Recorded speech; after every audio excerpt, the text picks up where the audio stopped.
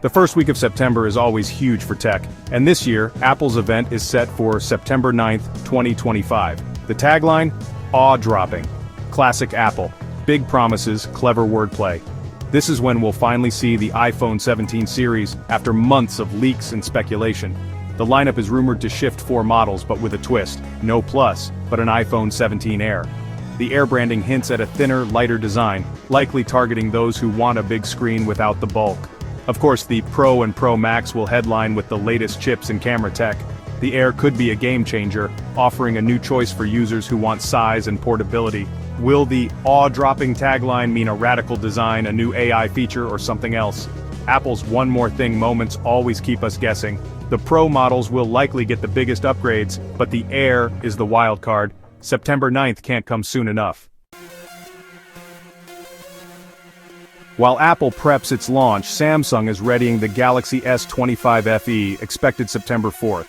Leaks reveal a 6.7-inch dynamic AMOLED 2X display, 120Hz refresh, and Gorilla Glass Victus Plus. Under the hood, Exynos 2400, 8 GB of RAM and up to 256 GB of storage. The camera setup, 50-megapixel main, 12-megapixel ultra-wide and 8-megapixel telephoto with OIS, plus a 12-megapixel selfie cam. A 4,900 mAh battery powers it all, with 45-watt wired and 15-watt wireless charging. The price? Rumored at $649.99 for the base model, serious value for near-flagship specs. The S25 FE brings premium features to a more accessible price, directly challenging base iPhones and other mid-range rivals. Samsung's Fan Edition could be one of the year's best sellers. It's a smart play for those who want flagship power without the flagship price. All eyes on September 4th. Beyond the big launches, we saw wild battery concepts this week. Realme showed off a phone with a 15,000 mAh battery, 3 times a typical flagship, promising up to 5 days of use. The secret? A 100% silicon anode for higher energy density. Another Realme concept packs a 10,000 mAh battery and active cooling, a built-in fan and thermoelectric cooler to drop temps by 6 degrees Celsius. Meanwhile, a leak revealed the Galaxy S26 Ultra will stick with a 5,000 mAh battery, but may finally get 65-watt charging. Realme is pushing boundaries with battery size and cooling, while Samsung refines charging speeds. These innovations show 2 paths: radical leaps and steady improvements. The future of phone batteries is looking more interesting than ever. Whether it's massive capacity or faster charging, change is coming. Stay tuned for what's next. On the software front, Xiaomi unveiled HyperOS 3, built on Android 16. It brings a fresh look, new icons, status bar and font, plus Super Island, Xiaomi's take on Apple's Dynamic Island for smarter notifications. Beta starts soon with a stable release in late 2025. Meanwhile, Samsung launched the Galaxy A07 4G in Indonesia, a budget phone with a standout promise: 6 years of OS updates.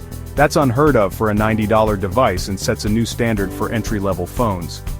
Most budget phones get 1 or 2 updates. 6 years is a game changer. Samsung's move could push the whole industry to offer better long-term support. With a capable Helio G99 chip, the A07 4G is a strong pick for budget buyers. Software support is no longer just for flagships.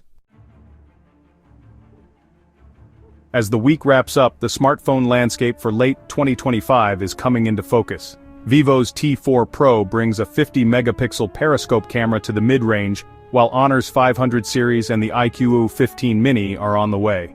Apple's iPhone 17 series and Samsung's S25 FE and A07 4G cover every price point.